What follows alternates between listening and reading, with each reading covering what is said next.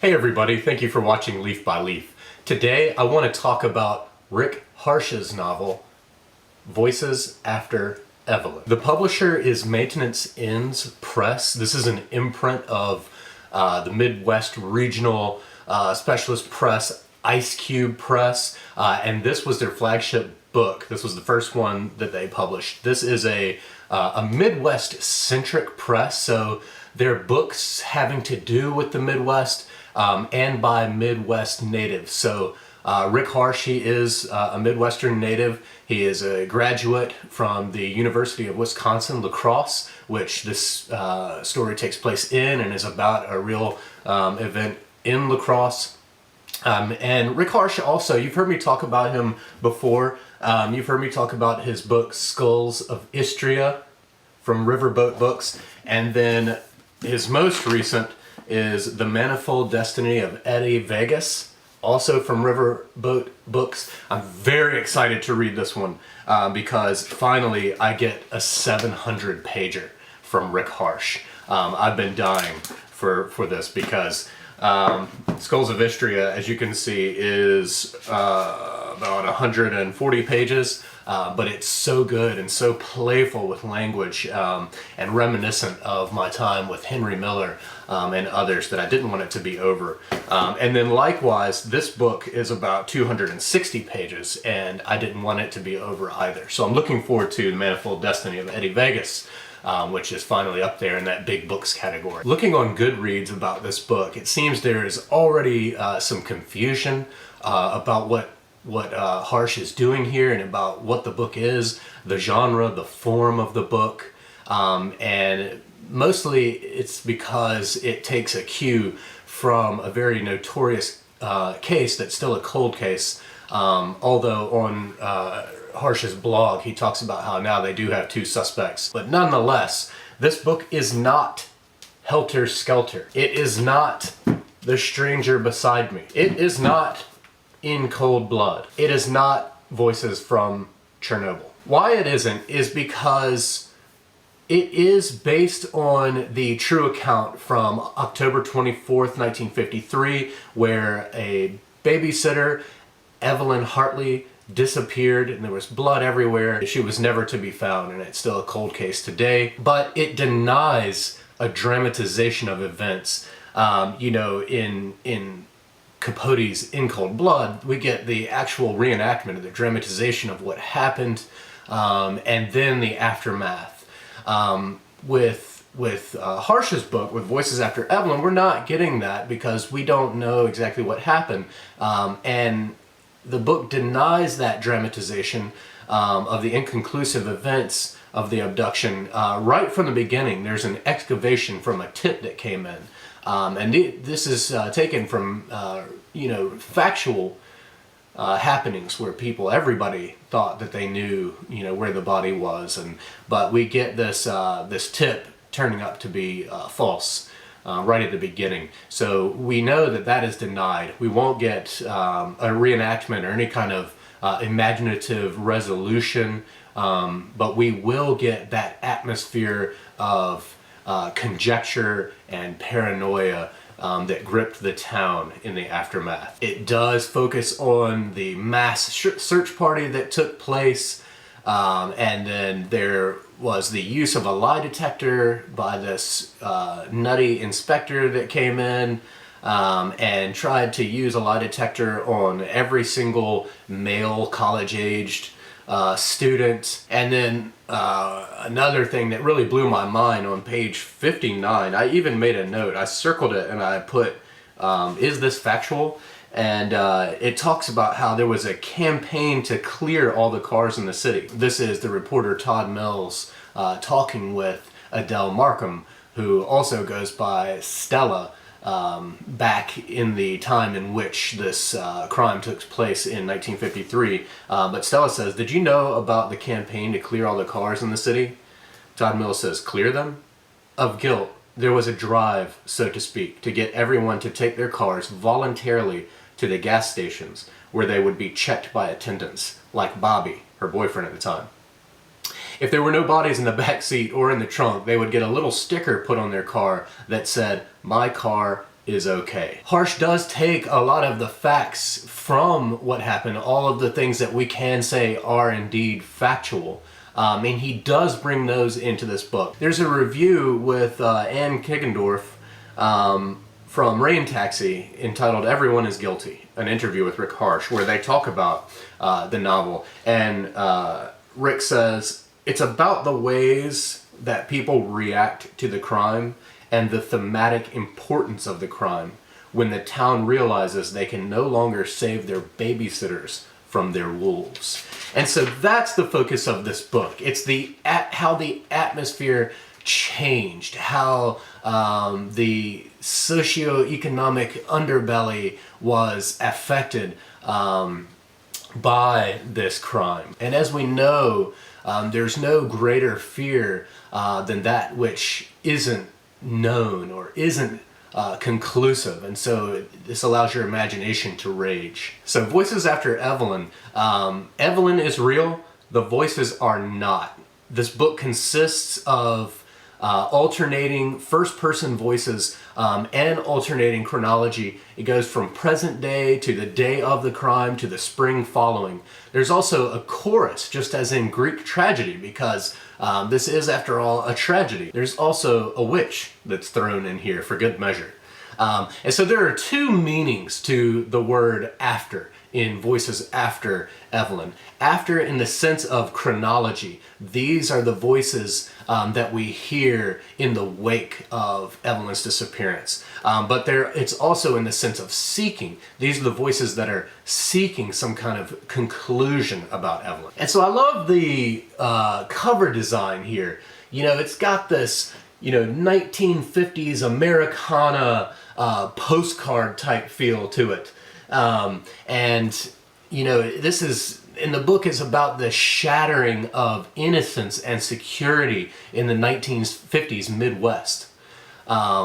It's about the longevity of unsolved crime and its lingering effects. On page 142, this is Stella and Bobby talking. We both knew what the disappearance of Evelyn meant, and I've been screaming ever since. It's about the ages-old tensions between the sexes, sexuality and violence. On page 252, we get this sobering maxim that really hit me. This is during the search party where everybody is out there trying to find some clue or find the body. We get this: I bet you can't find a single square acre in the city without no condom or beer can.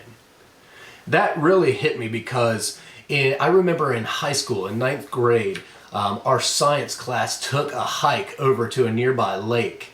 And of course, the boys ended up discovering beer cans and then also a condom. And it did two things to me at that time.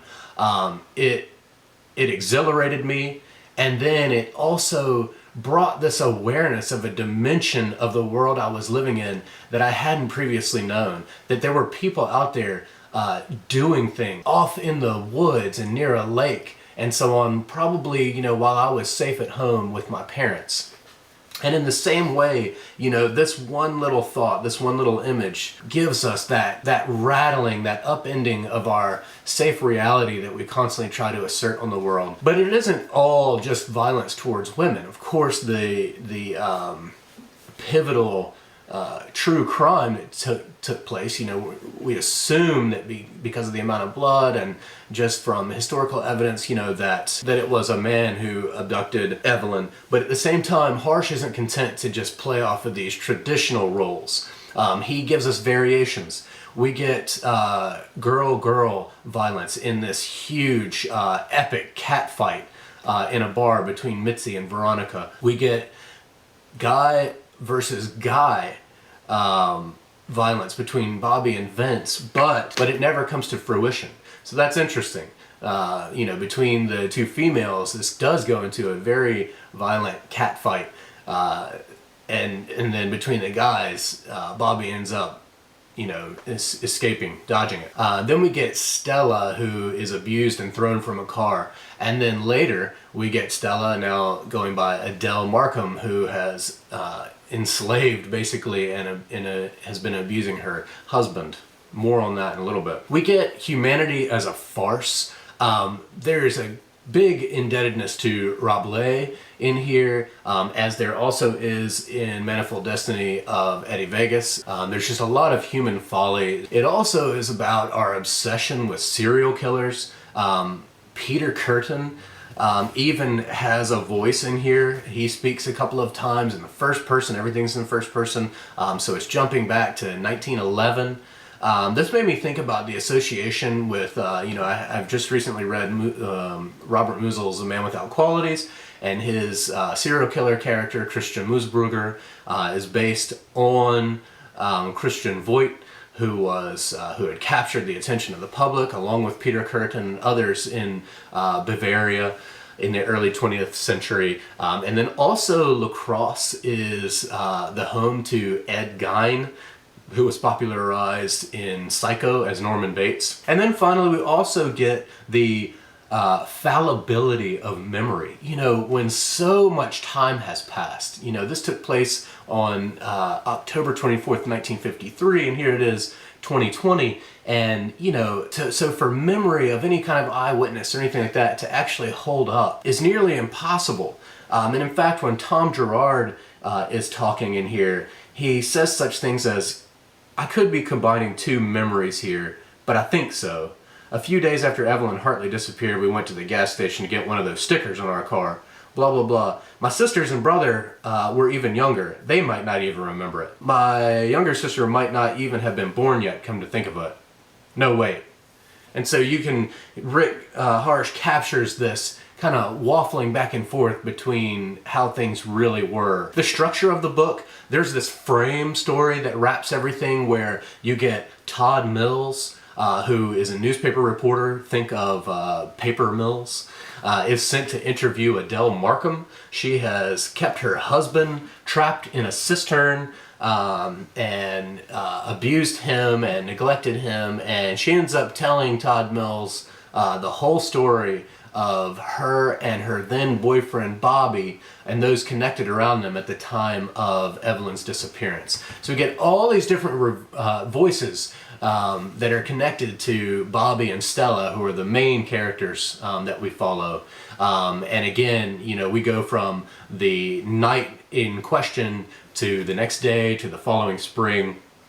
And so the chronology keeps going back and forth between that present moment. And so we get Stella / Adele. She is our one character that we get to see a lot of both then and now. Finally, around page 219, there's a convergence from the happenings back in the mid-1950s. We get a nice convergence of all these different storylines and setups and smoking guns that come together and give us this crescendo. As far as aesthetic, this is deeply literary. Even the 30-year-old gas station clerk Bobby, his speech is imbued with Shakespeare, and he spits out cunning neologisms by the bushel.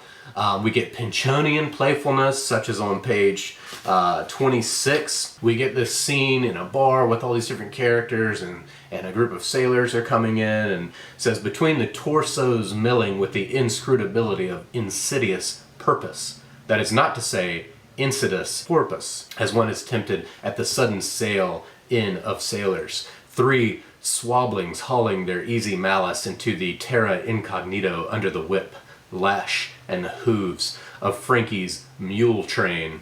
This is playing in the bar, this song, to immediately begin disparaging the one singer who ever made the Wurlitzer worth my nickel. And so you can hear that there's this mellifluous scansion to it. Made the Wurlitzer worth my nickel. Wurlitzer worth my nickel. All these types of things. It's very poetic. But then we also get incantatory prose. So at the penultimate page of the novel, we get Bobby, who's he's driving off. He's leaving everything behind.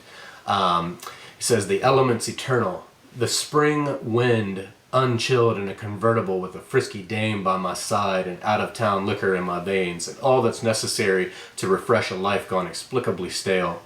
as if a lollipop turned into a barrel of a gun. But oh, spring night chill, and oh, good whiskey, and oh, the bad girl. She let me drive back down toward Irish Hill, and the headlights were infinite, fading into the black that nightly ate the green hills. Her olive oil kisses, the purr of a good engine, and the warmth of her chilly body rubbing up to me, the headlights inching down a horizon of their own making, and the moon oblate above, and the moon straight ahead, my lights converging in the mouth of the dark, and beyond a single moon weaving toward us, emerging from the mouth of the dark, a weaving moon. Oh, spring night, oh, drunken love.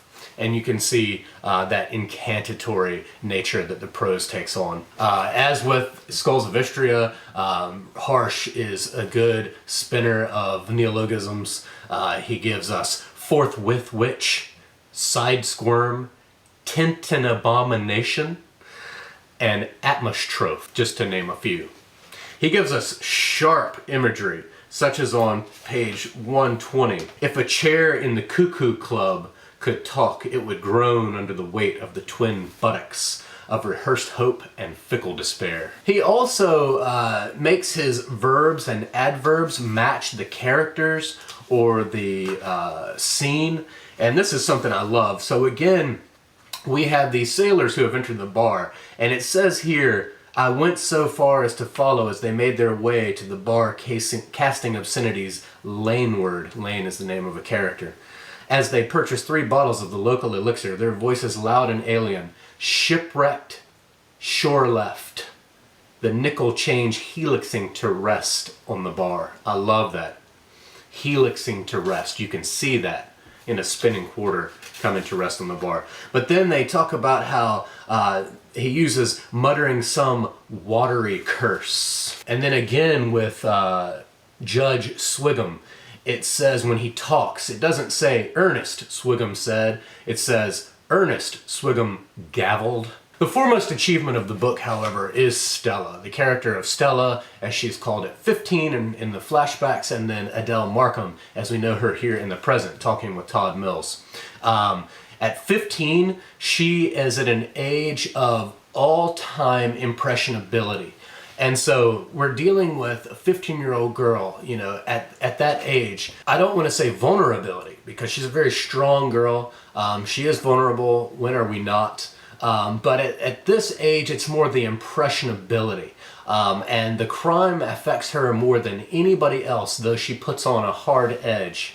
And Bobby has a good playful word that he comes up with to describe her. On page 74, he says, what Stellaquence. Forget about Isabel Archer or her precursor, Daisy Miller. Stella is the true man-scrambler, as I refer to it, and a pinnacle of female power. On page 146, she talks about how they, men who have tried to break her, they just could not believe they couldn't destroy me. And she says, I laughed in his face. As long as I laughed in his face, he was my prisoner. I was the one he wanted to martyr, to destroy, and he knew he could never accept that I was immune to that kind of revenge. And so there's a really interesting subtext going on here. In fact, there are a lot of complexities here with the characters, counterposed to what's going on. Harsch, the author, he has degrees in sociology and in history. And so that sociology degree is coming into play here. And we're getting way more than just blue-collar Midwesterners in the mid-1950s. There's also this element that I will call a soteriology of transgression. Harsch, in his interview with Rain Taxi, I'll put the link in the description, he talks about how Bobby and Stella's transgressions, Bobby was 30, Stella was 15, the night that they got together, their transgressions gave them freedom, and in a sense, they were transgressing during the time that that Evelyn was victimized. So to put Stella and Evelyn side by side, which does happen in one small scene in here, where Evelyn apparently allowed Stella to copy her paper on a test, and this gave Stella a new appreciation for Evelyn, whom all the other girls in Stella's economic sphere didn't care for Evelyn at all. They saw her as, hoity-toity or whatever, stuck up and rich and all this. It was, in fact, the innocent Evelyn who was abducted, while the transgressing Stella was not the victim. A couple of highlights. On page 49, we get this masterful sentence that kind of sums up Harsch's aesthetic in one sentence, and it says, "But the world gorges itself on complexities and then belches out static across the sublime." It's the first time I've ever seen the word "wuthering" in a book outside of Emily Bronte.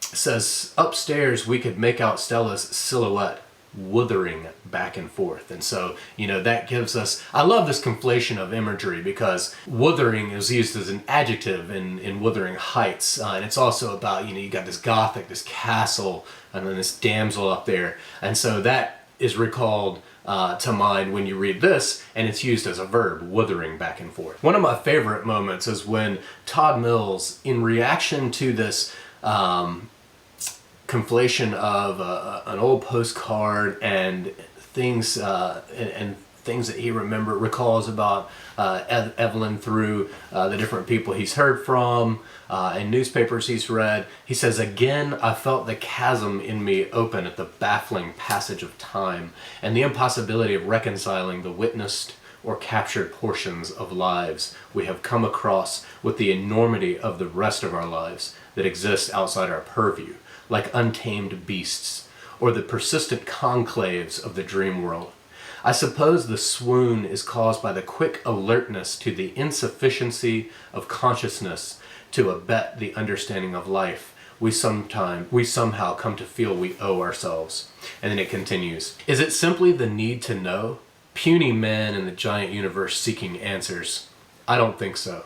I think it's that consciousnesses interact and give each other the sensation, if only on the subconscious level, that, like Evelyn making her desperate dash for the neighbor's house, that without the available language with which to do so, we are trying to communicate and receive communications.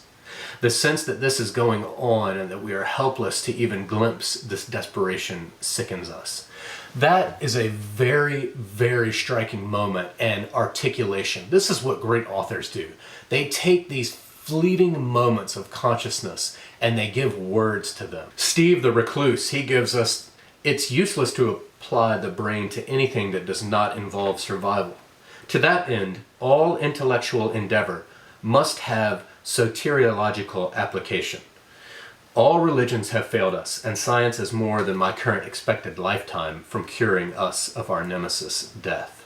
And then he goes on to talk about, to intimate the fact that he has a program that he's thought up. So for Steve, life is all about survival in the face of impending and certain death.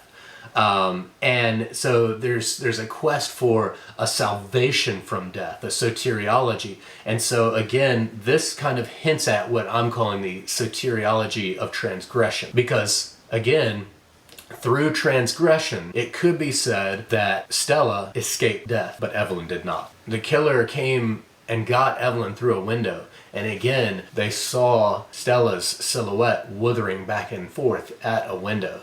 So I do believe there's this connection here between the two women and the one that got away and why. Why should you read this book? Do you need to be a Midwesterner? Would you be better off just reading a nonfiction book, of which there are hardly any, on this crime? Well, I can tell you that I am a Virginian. Most of the people I know are from Maryland, Pennsylvania, Virginia, and North Carolina. And I thoroughly enjoyed the book. If I want nonfiction, I'll do exactly what I did and just go and start Googling and see what's available. And that's how I got my facts about what actually took place back in 1953, which illuminated the book and showed me how much of the factual stuff Rick Harsch used in here. But the fiction lover in me thoroughly enjoyed the story Harsch imagines taking place. He imagines all this other stuff going on in all these people surrounding that time, and then how the crime affected them. And his creation of Stella is incredible, and the story of her love affair with Bobby is very engaging. And then the Rabelaisian human fleshly revelry, borders on the hilarious in the face of such ominous matters, to such a degree to where the book is extremely human. I highly recommend Voices After Evelyn.